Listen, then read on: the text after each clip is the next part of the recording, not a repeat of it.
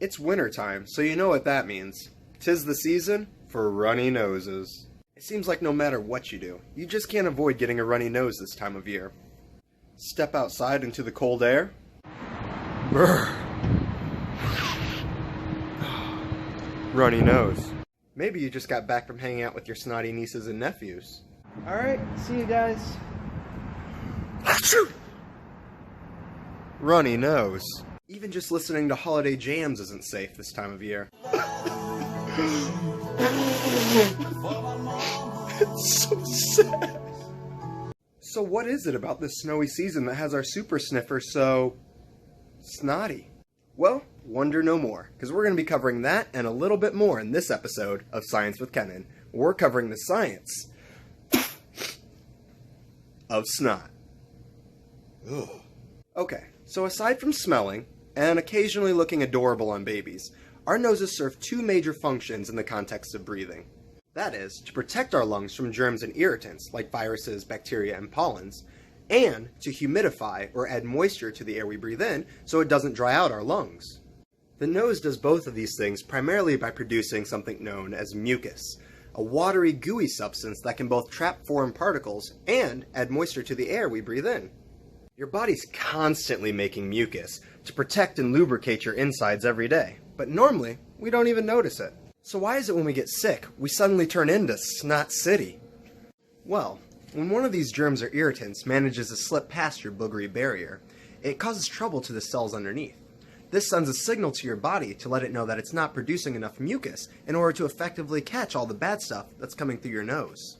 This triggers your body to produce even more mucus in order to trap and flush out any bad particles that may still be coming in. So you see, boogers are good, because all that snot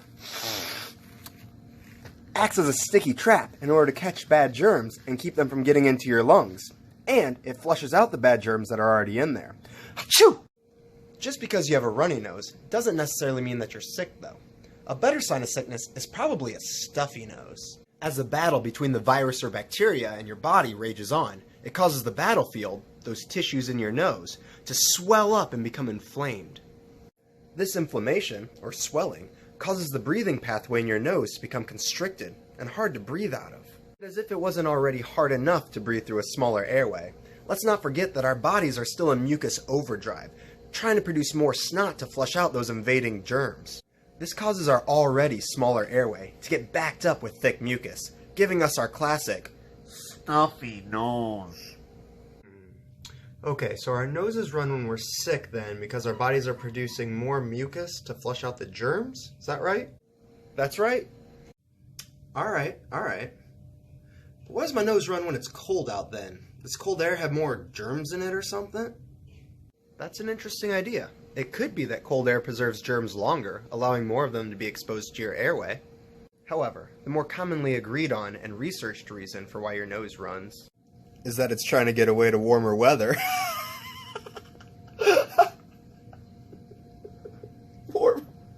Dude, I thought we agreed on no more terrible jokes this season.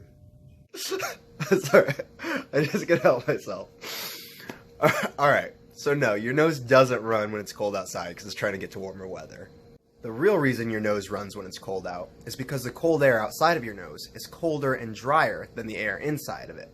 This causes two things to happen. Number one, your body starts pumping more blood and mucus to your nose. This is to create an environment inside of your nose that's warm and humid.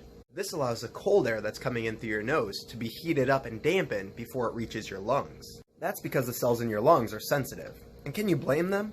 If you were a set of lungs, would you rather your air feel like a nice warm shower, or like someone dumping a bunch of ice cubes on you?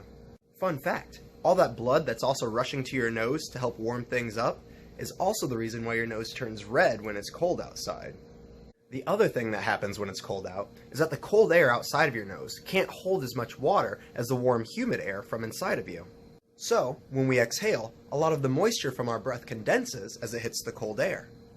Some of these water droplets make it out into the air, which allows us to see our breath on a cold day.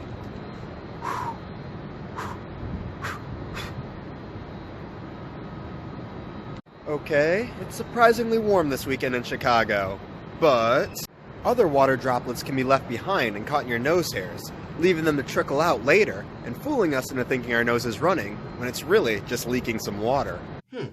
That's pretty cool, I guess. I guess I never really thought about why I could see my breath on a cold day.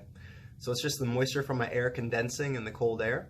Kind of like a miniature cloud, I guess.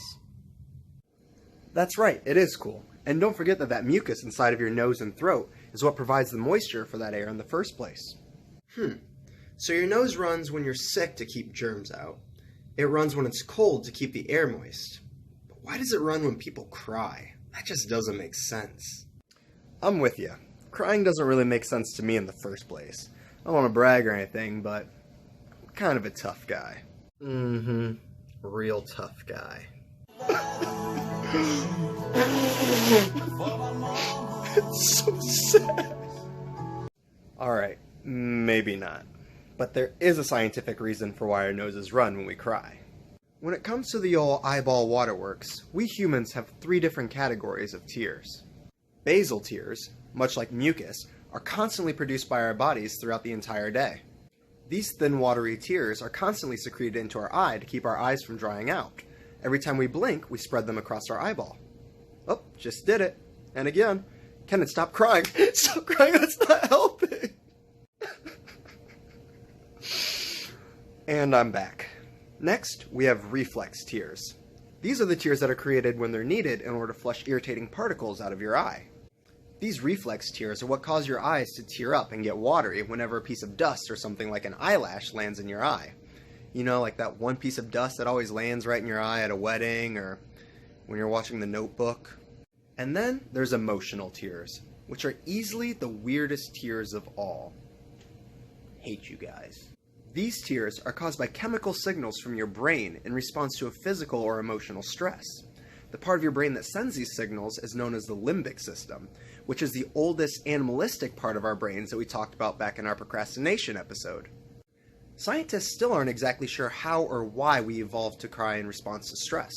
However, one cool thing about these tears are that they contain an increased amount of a chemical known as leucine and kephalin, which is a natural painkiller produced by our bodies. This has led us to believe that crying emotional tears can actually help reduce the physical pain that we feel caused by physical or mental injuries.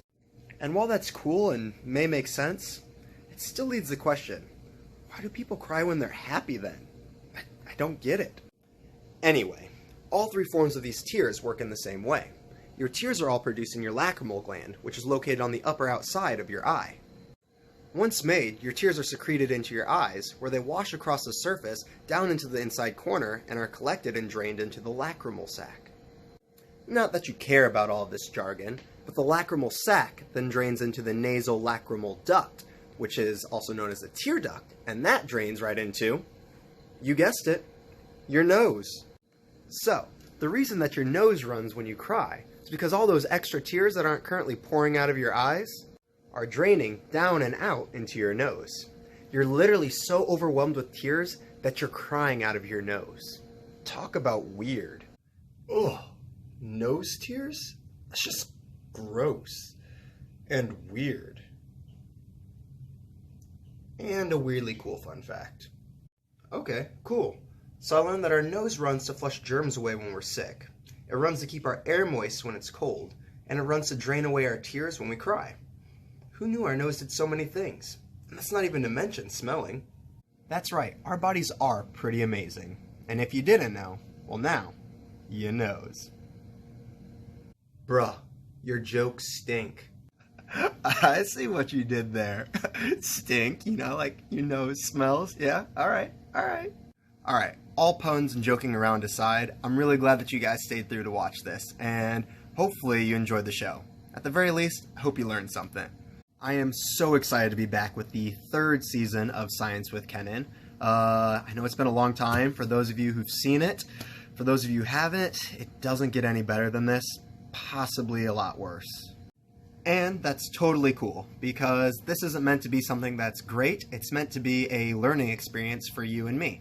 Each week I try to pick a topic that I don't know too much about, so I have to research it, and then I get to share what I've learned with you. Now, I'm going to try my best to keep these coming each week for the next 5 weeks, giving you a total of 6 all-new Science with Kennens. So each Saturday, I'll release an all-new episode right here on my Insta story.